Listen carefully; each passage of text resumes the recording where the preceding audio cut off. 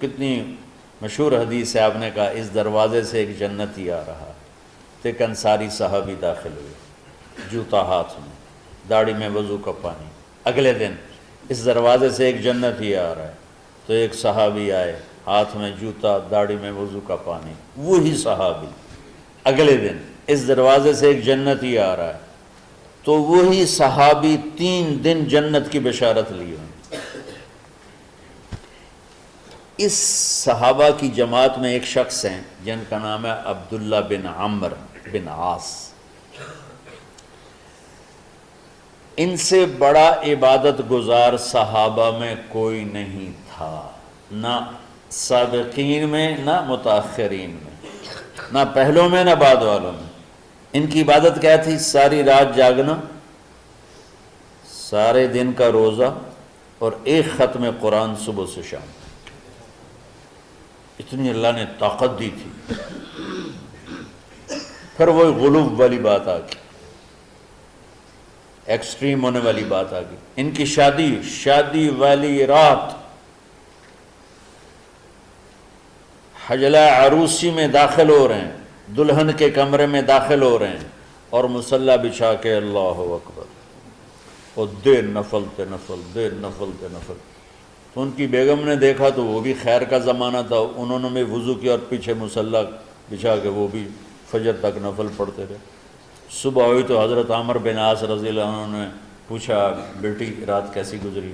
کہا جی ماشاءاللہ آپ کے بیٹے تو بڑے عبادت گزار ہیں، ساری رات نفلوں میں ہی گزری۔ تو وہ ان کو شکایت کر دی۔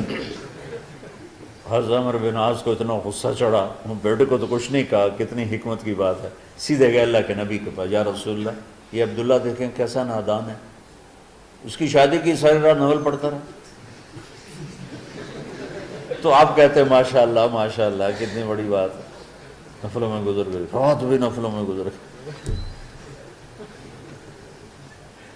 جیسے بعض وہ تبلیغ والے کہتے ہیں بچے کی ٹانگ ٹوٹ گئی پھر بھی گشت نہیں چھوڑا۔ کیسے احمقانہ باتیں کرتے ہیں۔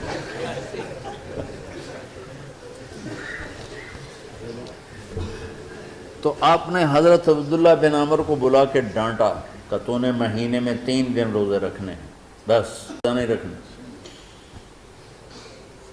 اور ہفتے میں 1 قرآن ختم کرنا ہے۔ کہا یا رسول اللہ میرے اندر طاقت زیادہ ہے۔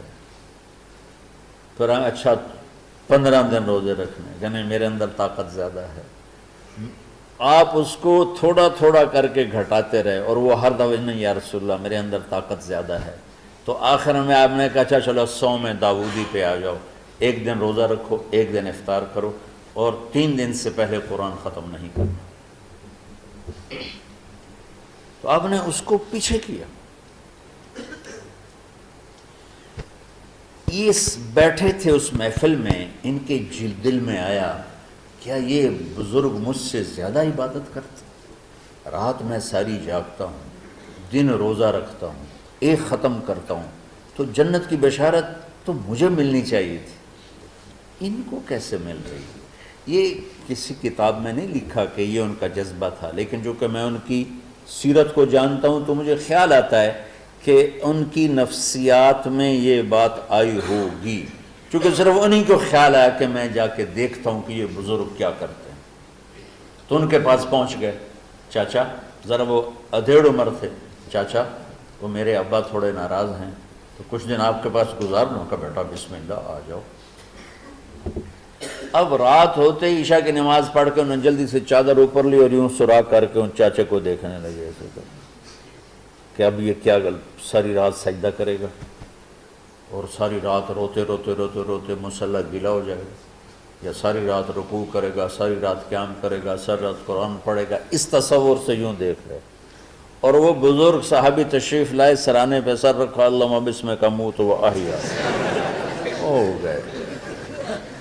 اب یہ دیکھ رہے ہیں ابھی اٹھیں گے، ابھی اٹھیں گے، ابھی اٹھیں گے، فجر کی اذان پہ اٹھے۔ اب یہ تو حیران پریشان ہو گئے کہ یہ کیا ہو؟ اس زمانے میں تو منافق تہجد نہیں چھوڑتے تھے ڈر کے مارے کہ پتہ نہ چل جائے ہمارے کفر کا، تو یہ چاچا جنت بھی لے گیا تو ستا بھی پیا۔ کہا چلو کل دیکھوں گا۔ اگلی رات پھر چادر سر پہ کر کے اور یوں سوراخ کر کے لیٹے ہوئے اور دیکھ رہے۔ چاچا پھر تشریف لے اور سرانے پہ سر رکھا، اللہم بسمک اموت و احیا، ہو گئے۔ فجر کی اذان پہ اٹھے، یہ اور پریشان ہو گئے کہ میرا نبی کا فرمان تو سچا ہے، اس میں تو شک بھی کفر ہے، لیکن عمل کیا ہے جس پر اس کو جنت کی بشارت ملی؟ 2 رکعت نفل بھی نہیں۔ اور آج کے دور میں تم میں سے ماشاءاللہ اکثر بچے تہجد پڑھتے ہیں کہ 1 رات اور دیکھوں گا، تیسری رات اللہم بسمک اموت و احیا، ساری رات۔ تو تیسری رات پھٹ پڑے عبداللہ بن عمر، کہنے گے چاچا میری ابا سے کوئی لڑائی نہیں تھی، 3 دن میں تیرے بارے میں سنتا رہا، جنتی جنتی جنتی۔ میں دیکھنے آیا تھا کہ آپ کیا کرتے ہیں، آپ تو کچھ بھی نہیں کرتے ہو، ساری رات سوتے رہتے ہو، اب کیا کرتے ہو؟ میں کہا بیٹا یہی ہے جو تم نے دیکھا ہے۔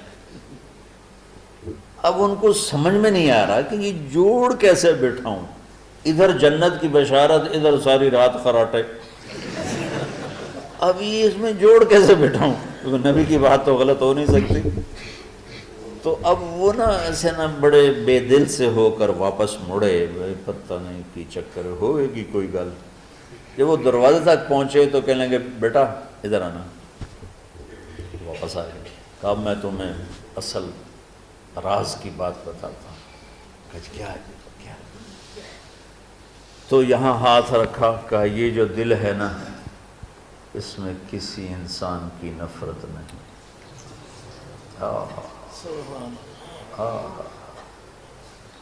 اور جب اللہ کسی کو رزق دیتا ہے، عزت دیتا ہے، مجھے کبھی حسد نہیں ہوا، مجھے خوشی ہوتی۔